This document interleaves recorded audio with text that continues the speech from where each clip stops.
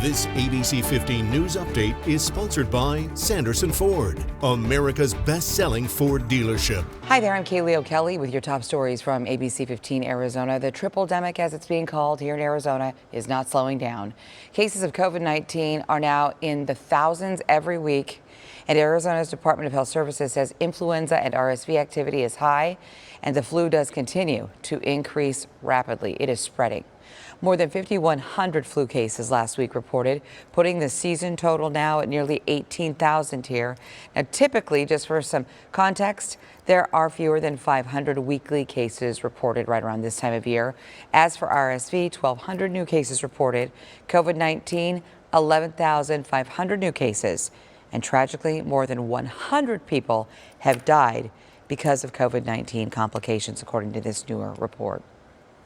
If you need an at-home COVID-19 test, the White House will start shipping more out today. You do need to request them online at covidtests.gov.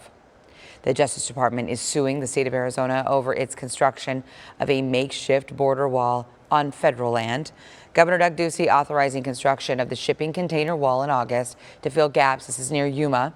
And later, he authorized spending $90 million to build a wall on the national forest in Cochise County. A newly filed lawsuit claims the work has damaged a crucial habitat to endangered species. The federal government wants construction to stop immediately and for the state to pay for its removal. And now to the state of education and the ongoing debate about teacher salaries. Lawmakers are getting involved. The American Teacher Act would encourage states to raise minimum teacher salaries to $60 grand a year. Keep in mind, a report finding Arizona teachers make an average of $52,000. This was back in 2021. And the bill would also require annual salary increases to match inflation. It's supported by more than 50 advocacy groups. The city of Tempe is taking on short-term housing rentals. It could require property owners to meet a list of requirements. Today will be the first of two hearings on the proposal. Among the requirements, property owners would need to get an annual permit for $250 to conduct sex offender background checks for every person who books a rental.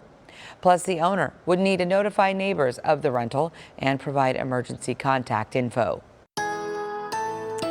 As we talk about your most accurate forecast, I'm meteorologist Iris Hermosillo. We are kicking off the day with freeze warnings again in our state, and this time those freeze alerts do include parts of the valley. It's the Southeast Valley, spots like the Sun Lakes area, Queen Creek, the Santan Valley under freeze alerts this morning, as temperatures are going to hover near freezing for at least a little bit before we start to warm up for the day. It's going to be a gradual warm up again, and we are in for another cool one. Look for clouds to move back in this afternoon. It'll be partly cloudy, but dry. Those clouds linger into tonight, but we're not going to see any rain. 57 for a high today. That's it. Up north, we'll at least make it above freezing in Flagstaff by the afternoon. That high, though, only to 35 today, 36 today in Show Low. Tonight, back into the single digits and teens across that northern half of our state, and a mix of 30s and 40s in central Arizona. Not as cold tonight in Phoenix as it's been the last couple mornings, but we'll still see a lot of 30s heading into Friday morning. Then through the weekend, look for overnight lows in the 30s to 40s with highs in the 60s and staying dry through that 7-day.